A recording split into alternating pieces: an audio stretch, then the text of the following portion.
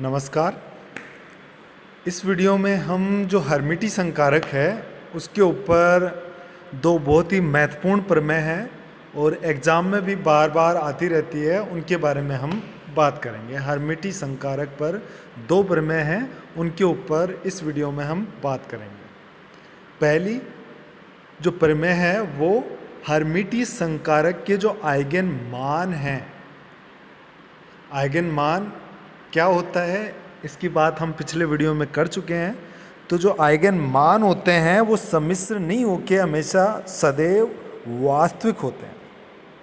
एक प्रमेय तो ये है, और दूसरी प्रमेय है कि हर्मिटी संकारक के दो अलग अलग आइगन मानों के संगत आइगन फलन जो होंगे, दो अलग अलग आइगन मानों के संगत जो आइगन फलन होंगे वो एक दूसरे के लांबिक होंगे। ये दोनों ही प्रमेय हमें प्रूव करनी है और ये एग्ज़ाम की दृष्टि से भी इम्पोर्टेंट है, तो ये हमें ध्यान में भी रखना है।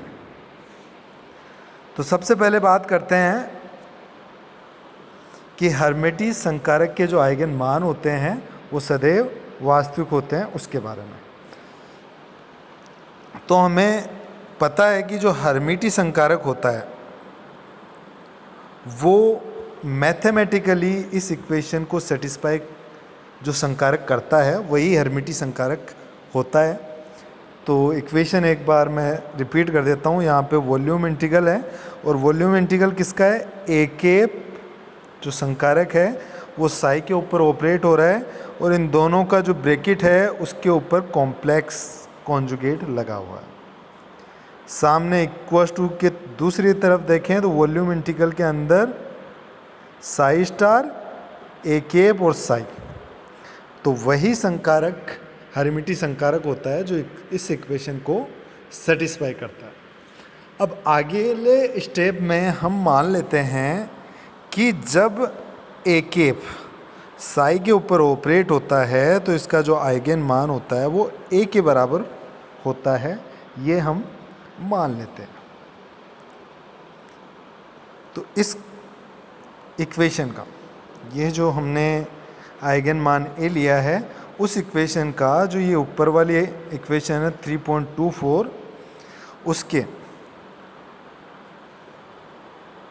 जो लेफ्ट हैंड साइड पार्ट है और राइट हैंड साइड पार्ट है, उन दोनों में हम यूज करेंगे अलग अलग। पहले बात कर लेते हैं हम लेफ्ट हैंड साइड पार्ट में।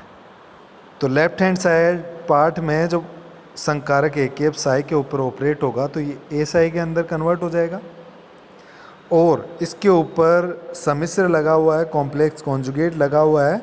तो जब ये ओपन होगा तो ये ए स्टार साई स्टार डीवी में कन्वर्ट हो जाएगा।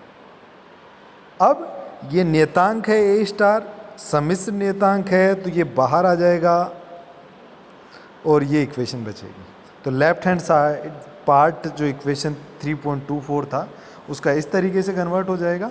फिर इक्वेशन 3.24 के राइट हैंड साइड पार्ट, दाएं हाथ वाला भाग है, उसकी बात करें तो उसमें भी ए केप साई की जगह पे ए साई अब रिप्लेस कर सकते हैं, और ए नियतांक है इसको बाहर ले ले तो ये इक्वेशन हो जाएगी।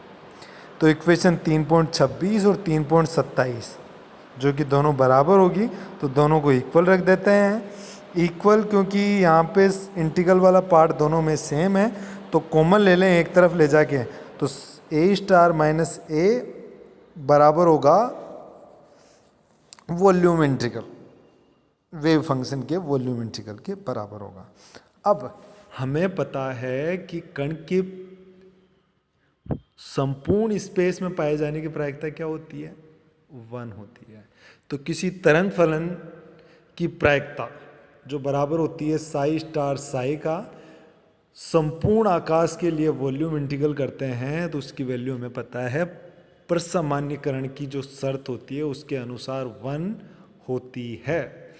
तो इसकी वैल्यू यदि 1 है तो इसका मतलब इस ऊपर वाली इक्वेशन में ए स्टार माइनस ए की वैल्यू 0 होनी चाहिए, तभी ये इक्वेशन वैलिड होगी।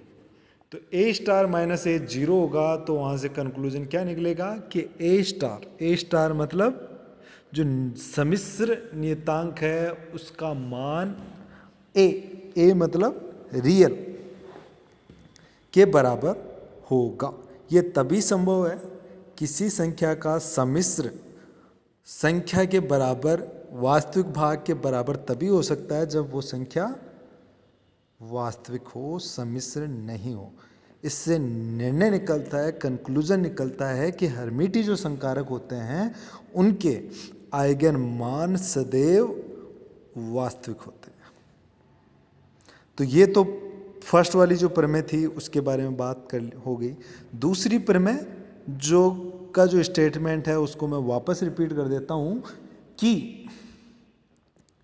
दो अलग अलग मानों के संगत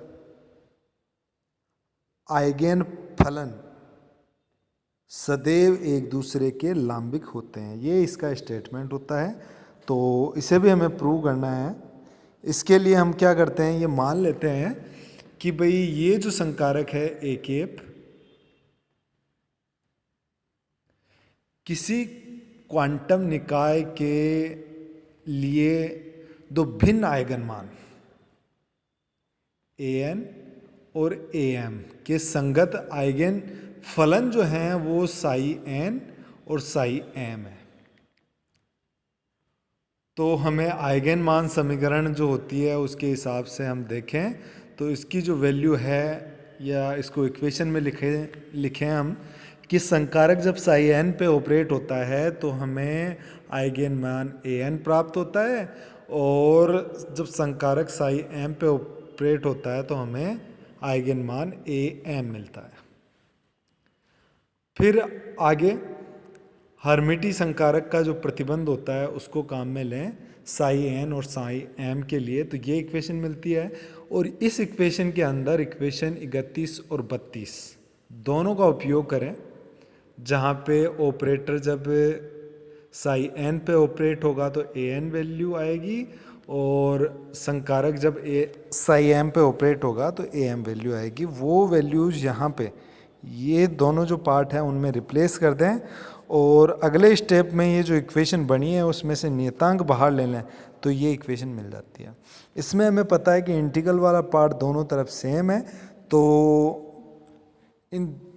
इधर वाले पार्ट को पक्षांतरण करके इधर ले आए हैं, और दोनों ये जो वॉल्यूम इंटीग्रल वाले पार्ट है उनको कॉमन ले लें तो ये इक्वेशन हमें मिलती है। अब हमें पता है कि ए एन और ए एम दो अलग अलग आइगन मान हैं, तो इनका अंतर तो शून्य हो नहीं सकता।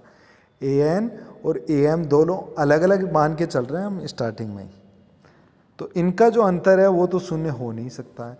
और ये इक्वेशन वैलिड कब होगी, जब ये जो वॉल्यूम इंटीग्रल वाला पार्ट है वो शून्य हो तब। तो यहाँ पे ए एन और ए एम का डिफरेंस तो जीरो हो नहीं सकता, तो ए एन स्टार और साई एम का वॉल्यूम इंटीग्रल जो होगा वो शून्य होगा। और ये शून्य कब होता है, शून्य होता है जब ये दोनों तरंग फलन एक दूसरे के लांबिक हों या लांबिकता की शर्त को संतुष्ट करते हों। तो हम कह सकते हैं कि किसी संकारक के दो अलग अलग आइगन मानों के संगत जो तरंग फलन होते हैं वो एक दूसरे के लांबिक होते हैं। तो ये दोनों ही जो प्रमेय हैं वो बहुत ही महत्वपूर्ण है, तो इन्हें आप ध्यान रखें। वीडियो देखने के लिए धन्यवाद। जय हिंद, जय भारत।